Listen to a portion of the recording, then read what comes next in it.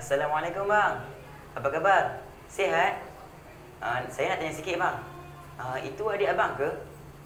Oh, bukan. Habis tu? Kawan. Dah kahwin ke belum? Belum kahwin. Abang, kita ini orang Islam haram menyentuh orang yang bukan mahram. Jadi kalau kita menyentuh orang yang bukan mahram kita perlu berkahwin ataupun dengan cara yang halal. Baiklah. Bismillahirrahmanirrahim. Assalamualaikum warahmatullahi wabarakatuh. Para hadirin sekalian, faham tak apa yang ingin saya sampaikan sebentar tadi? Dapat sepasang kekasih yang berpegangan tangan tetapi tidak berkahwin. Dan kenapa perkara sedemikian makin berleluasa dalam masyarakat kita? Ini kerana di dalam diri mereka iman semakin berkurangan. Dan tajuk yang ingin saya bincangkan pada hari ini ialah iman. Ya, okey. 1, 2, 3. Adik baju merah kat belakang tu. Boleh bagi tahu tak apa maksudnya iman? Okey, terima kasih adik Tania. Abang sampaikan ya. Okey, adik tu berkata iman ini bermaksud percaya. Itu dari segi bahasa. Dari segi istilah pula ialah membenarkan dengan hati, berikrar melalui lidah dan mengamalkan dengan anggota badan. Apa pula maksud membenarkan dengan hati? Okey, sebentar ya. Okey. Abang boleh beritahu tak rukun-rukun iman?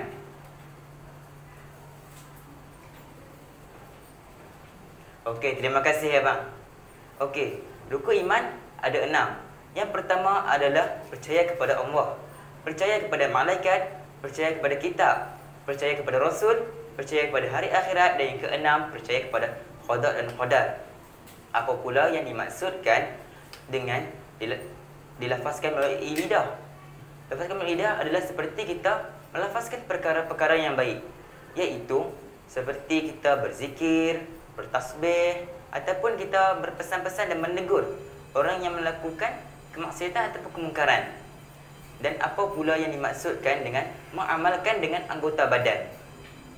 Mengamalkan anggota badan ini seperti contohnya kita solat fardu 5 kali sehari untuk menunaikan kewajipan kita sebagai orang Islam. Sebagai seorang Muslim yang mengaku beriman kepada Allah dan Rasulnya perlu mempunyai ketiga-tiga ciri tersebut. Kemudian saya ingin menerangkan bahawa iman ini mempunyai keadaan-keadaan yang tertentu. Di sini saya senaraikan 5 keadaan iman. Yang pertama adalah iman yang tidak berubah, iaitu tidak bertambah ataupun tidak berkurang. Iman ini tidak dimiliki oleh kita tetapi dimiliki oleh para malaikat. Yang kedua ialah iman yang sentiasa bertambah dan tidak berkurang. Iman ini dimiliki oleh para rasul dan para nabi. Yang ketiga adalah iman yang berkurang dan bertambah, iaitu iman ini mempunyai turun naiknya. Iman ini dimiliki oleh kita sendiri, iaitu manusia, dan di kalangan jin. Yang keempat adalah iman yang sentiasa berkurang. Iman ini dimiliki oleh golongan orang fasik. Dan yang terakhir adalah iman yang ditolak oleh Allah Subhanahu Wa Taala. Ini dimiliki oleh golongan orang-orang munafik.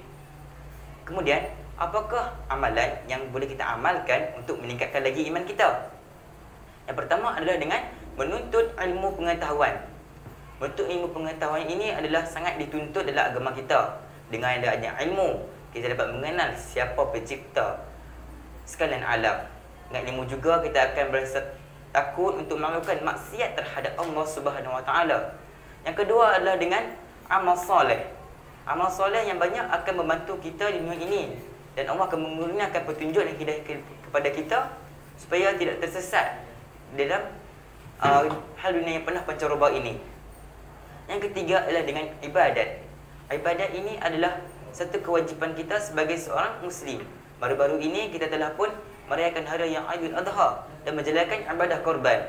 Ibadat ini mempunyai tujuan yang tertentu. Di antaranya kita sebagai hamba perlu solat 5 waktu supaya lebih bertakwa kepada Allah Subhanahu Wa Taala. Kemudian, apakah pula faktor-faktor yang menyebabkan iman seseorang itu semakin menurun? Yang pertama adalah jahil. Apakah yang dikatakan dengan jahil? Jahil dari segi agama, iaitu fardu ain dan fardu kifayah. Di sini Ibu bapa perlu mengambil inisiatif dan mengambil tindakan awal dengan mendidik anak-anak mereka daripada kecil lagi. Kerana apabila sudah dewasa, ia menjadi satu kebiasaan kepada mereka. Kedua adalah pengaruh rakan-rakan sebaya.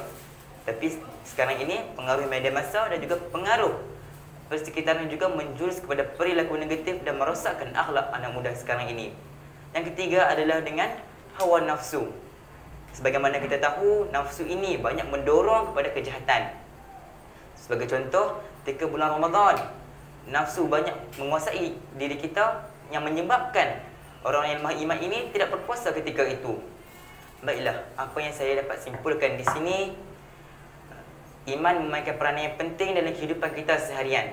Tanpa iman, kehidupan kita ini diibaratkan seperti kapas yang diterbangkan angin kian kemari. Kita juga tidak boleh leka dan lalai dengan hal duniawi, seperti firman Allah Subhanahu wa taala dalam surah Al-As. Bismillahirrahmanirrahim. Wal 'asr. Innal insana lafi khusr illa alladhina amanu wa 'amilus solihati wa tawassaw bil haqq wa tawassaw bis sabr. Shadaqallahul azim. Maksudnya, demi masa, sesungguhnya manusia itu dalam kerugian kecuali orang yang beriman dan beramal soleh, dan mereka berpesan-pesan dengan kebenaran dan berpesan-pesan dengan sabar. Oleh itu, saya menyeru diri saya sendiri dan para pendengar sekalian, marilah kita sama-sama memperbanyakkan amal soleh dan ibadat kita supaya dapat membawa bekal menghadap Allah Subhanahu Wa Taala.